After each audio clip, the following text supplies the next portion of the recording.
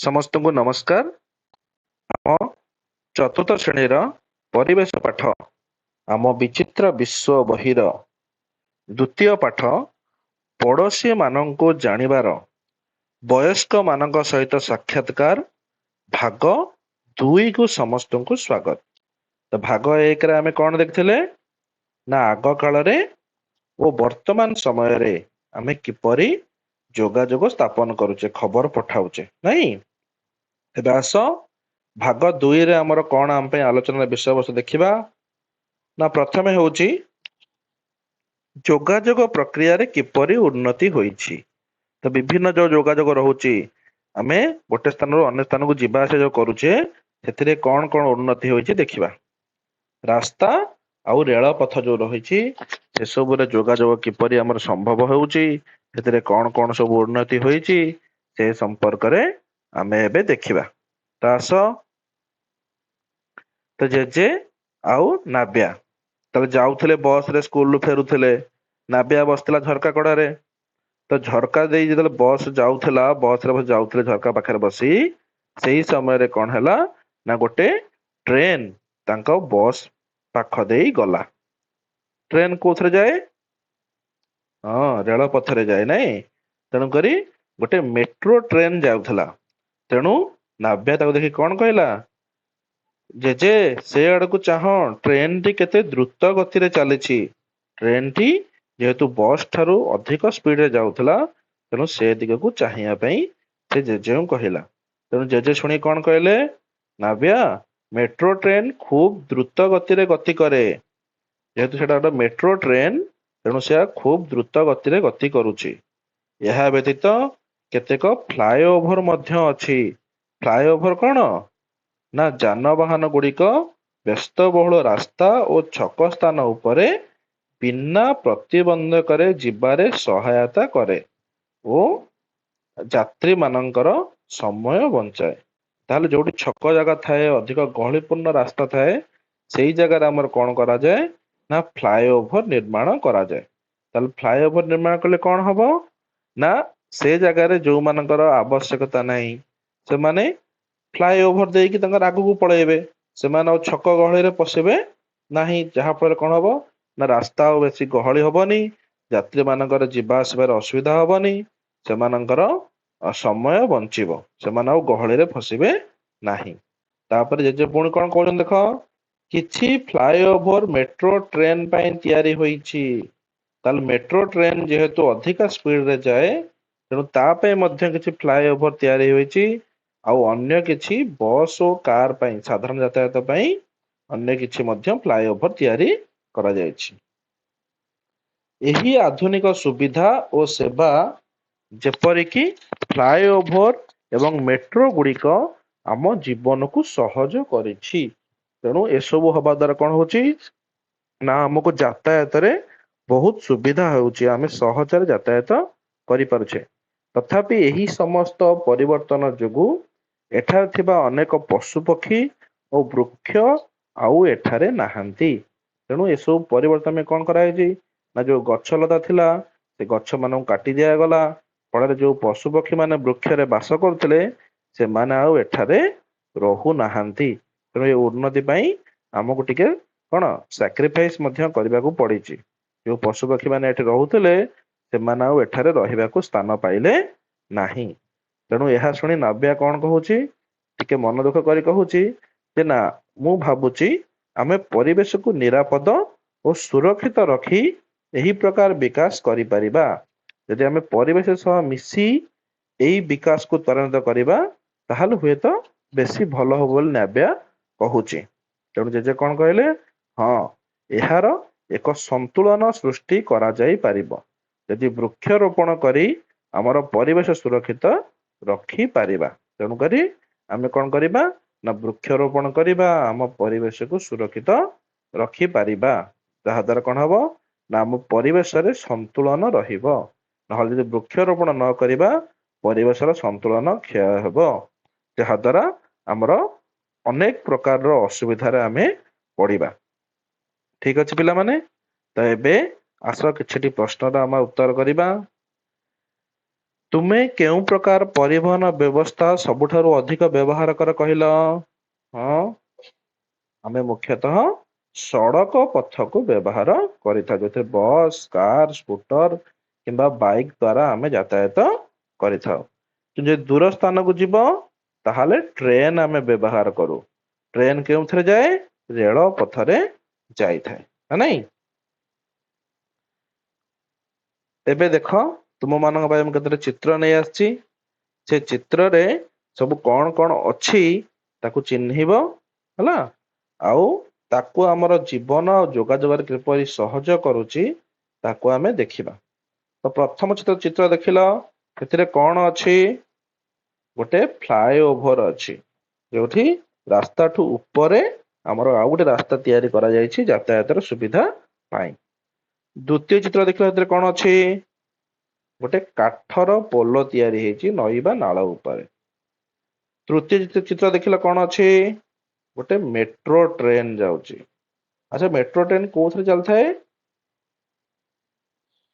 ରେଳ ପଥରେ। ହଁ, ସହର ମାନଙ୍କରେ ରେଳ ପଥରେ ଯାଇଥାଏ। ଚତୁର୍ଥରେ ଦେଖିଲ, ଗୋଟେ ଉଡା ଜାହାଜ ଅଛି। ପଞ୍ଚମ ଦେଖିଲ, ଏଠି କଣ? ଟ୍ରେନ। ତ କୋଉ ଟ୍ରେନ କହିଲ? Bullet train. ବହୁତ ସ୍ପିଡ ରେ ଯାଏ। ମେଟ୍ରୋ ଟ୍ରେନ ଠାରୁ ଅନେକ ଗୁଣା ଅଧିକା ସ୍ପିଡ ରେ ଏହା ଯାଇଥାଏ। ତାପରେ ଦେଖିଲ, ଏଟା କଣ ଅଛି? ରୋପ ୱେ, ମାନେ ଆମର ରସି ବନ୍ଧା ହେଇଥାଏ, ଷ୍ଟିଲ ର ରସି ବନ୍ଧା ହେଇଥାଏ, ତା ଉପରେ ଏଟା ଚାଲିଥାଏ।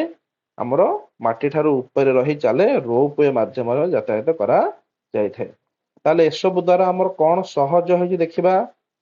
ପ୍ରଥମେ ଦେଖ, ଫ୍ଲାଏଓଭର ଦ୍ଵାରା କଣ ହଉଛି ନା ସହର ଭିତରେ ଟ୍ରାଫିକ ସମସ୍ୟା ଦୂର କରି ଗାଡି ଚଳାଚଳକୁ ସହଜ କରେ। ସହର ଭିତରେ ଆଉ ଆମକୁ ଗାଡି ଚଲେଇବାରେ କୌଣସି ପ୍ରକାରର ଅସୁବିଧାର ସମ୍ମୁଖୀନ ହେବାକୁ ପଡୁନାହିଁ।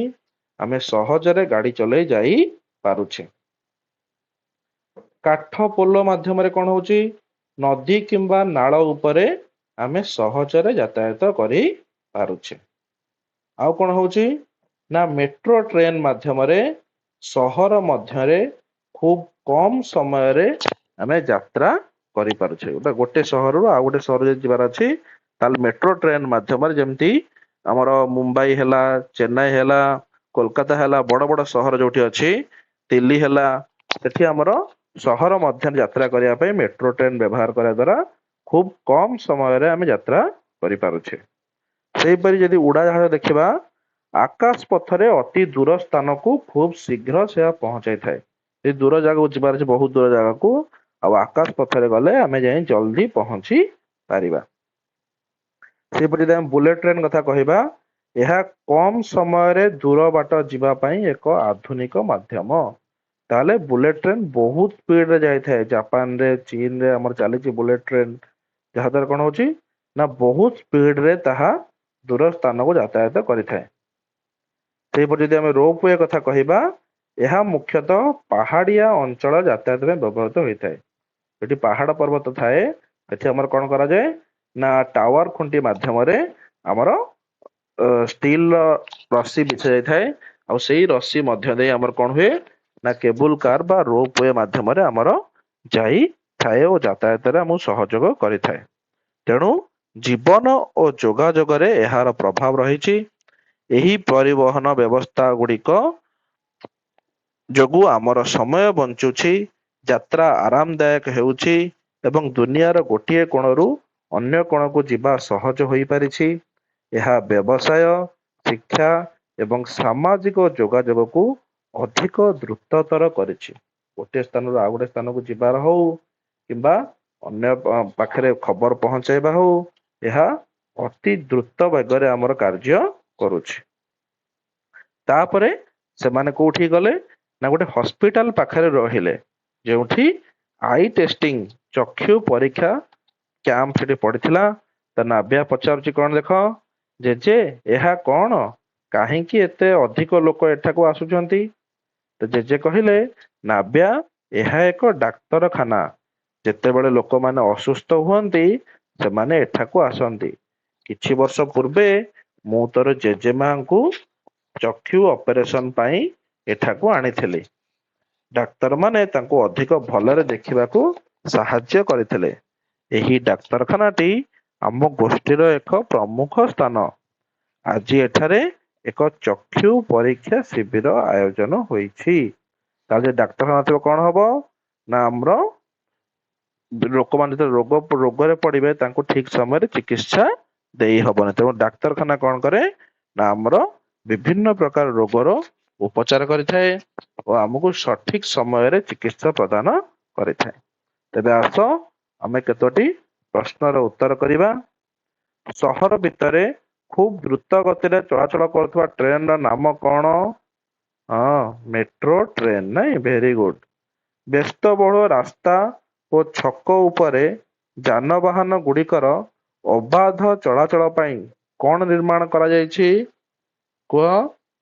ଫ୍ଲାଇଓଭର। ନାଇଁ। ପାହାଡିଆ ଅଞ୍ଚଳରେ ଯାତାୟାତ ପାଇଁ କେଉଁ ପରିବହନ ମାଧ୍ୟମ ବ୍ୟବହୃତ ହୁଏ? ରୋପୱେ। Very good. ଏବେ ଆସ କେତେଟା ଶୂନ୍ୟ ସ୍ଥାନ ପୂରଣ କରିବା। ଫ୍ଲାଇଓଭର ବ୍ୟବହାର ଦ୍ୱାରା ଯାତ୍ରୀମାନଙ୍କର ଡ୍ୟାସ୍ ବଞ୍ଚିଥାଏ, ସମୟ ବଞ୍ଚିଥାଏ। ଅତି ଦୂର ସ୍ଥାନକୁ ଖୁବ ଶୀଘ୍ର ଯିବା ପାଇଁ ଆମେ ଡ୍ୟାସ୍ ବ୍ୟବହାର କରୁ, ଉଡାଜାହାଜ। ଉଡାଜାହାଜ ମାଧ୍ୟମରେ ଗଲେ କଣ ହବ ନା ଅତି ଦୂର ସ୍ଥାନକୁ ଆମେ ଖୁବ କମ ସମୟରେ ପହଞ୍ଚି ପାରିବା। ସହର ଭିତରେ ଟ୍ରାଫିକ ସମସ୍ୟା ଦୂର କରିବା ପାଇଁ ଡ୍ୟାସ୍ ଏକ ଉତ୍ତମ ମାଧ୍ୟମ, ଫ୍ଲାଇଓଭର ବା ମେଟ୍ରୋ।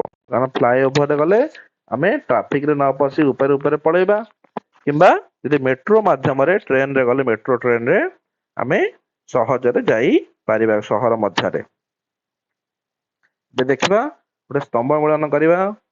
ପ୍ରଥମେ ଦେଖ ମେଟ୍ରୋ ଟ୍ରେନ କଣ ହବ ଭାବିଲ? ସହର ଭିତରେ ଯାତାୟାତ। ଉଡାଜାହାଜ କଣ ହବ? ଆକାଶ ପଥରେ ଯାତାୟାତ। ନାଇଁ। କାଠ ପୋଲ କଣ ହେବ? ନଦୀ ବା ନାଳ ଉପରେ ଯାତାୟାତ ପାଇଁ। ଆଉ ବୁଲେଟ ଟ୍ରେନ କଣ ହବ ନା ଦ୍ରୁତ ଗତି, ବହୁତ ସ୍ପିଡରେ ତାହା ଯାତାୟାତ କରିବ। ତେଣୁକରି ଏବେ ଏହା ଆଲୋଚନା କରୁଥିଲେ। ଏବେ ଦେଖିବା ଆଉ କେତୋଟି ପ୍ରଶ୍ନ ଦେଖିବା। ଫ୍ଲାଇଓଭର ନିର୍ମାଣର ମୁଖ୍ୟ ଉଦ୍ଦେଶ୍ୟ କଣ? କଣ କହିଲ ମୁଖ୍ୟ ଉଦ୍ଦେଶ୍ୟ? ଯାନବାହନ ଗୁଡିକ ବ୍ୟସ୍ତବହୁଳ ରାସ୍ତା ଓ ଛକ ସ୍ଥାନ ଉପରେ ବିନା ପ୍ରତିବନ୍ଧକରେ ଯିବାରେ ଏହା ସହାୟତା ପ୍ରଦାନ କରିଥାଏ। ଆମକୁ ଆଉ ଗହଳିରେ ପଶିବାକୁ ପଡିବନି। ଯଦି ଆମେ ଦୂର ଜାଗାକୁ ଯିବାର ଅଛି ଆମେ ଫ୍ଲାଇଓଭର ଦେଇକି ଛକରେ ନ ପଶି ଆମେ ଉପରେ ଉପରେ ଯାଇପାରିବା। ଦୂର ସ୍ଥାନକୁ ଯିବା ପାଇଁ ସାଧାରଣତଃ କେଉଁ ପରିବହନ ବ୍ୟବସ୍ଥା ବ୍ୟବହାର କରାଯାଏ? ସାଧାରଣତଃ ଟ୍ରେନ, ବସ୍ ବ୍ୟବହାର କରାଯାଇଥାଏ। ଯଦି ଅତି ଦୂର ଯିବାର ଅଛି ତାହେଲେ ଆମେ ଉଡାଜାହାଜକୁ ବ୍ୟବହାର କରିବା। ଠିକ ଅଛି। ତେବେ ଆଧୁନିକ ବ୍ୟବସ୍ଥାରେ ଆମ ଜୀବନ କିପରି ସହଜ କରିଛି? ନା ଆଧୁନିକ ପରିବହନ ବ୍ୟବସ୍ଥା ଯୋଗୁ ଯାତ୍ରା ଆରାମଦାୟକ ହୋଇଛି ଏବଂ ଆମେ କମ ସମୟରେ ଅଧିକ ଦୂରତା ଅତିକ୍ରମ କରିପାରୁଛୁ, ନା ନାଇଁ? ତେବେ ଏହା ହିଁ ଥିଲା ଆଜିର ଆମର ଆଲୋଚନାର ବିଷୟବସ୍ତୁ। ତେବେ ଆଶା କରୁଛି ତୁମେ ମାନେ ନୂଆ ଜିନିଷ କିଛି ଶିଖିଥିବ। ତେବେ ଏହି ଅଧ୍ୟାୟକୁ ଏଇଠି ରଖିବା। ସମସ୍ତଙ୍କୁ ଧନ୍ୟବାଦ। ଖୁସିରେ ଶିଖିବା ସମସ୍ତଙ୍କର ଅଧିକାର। ନମସ୍କାର।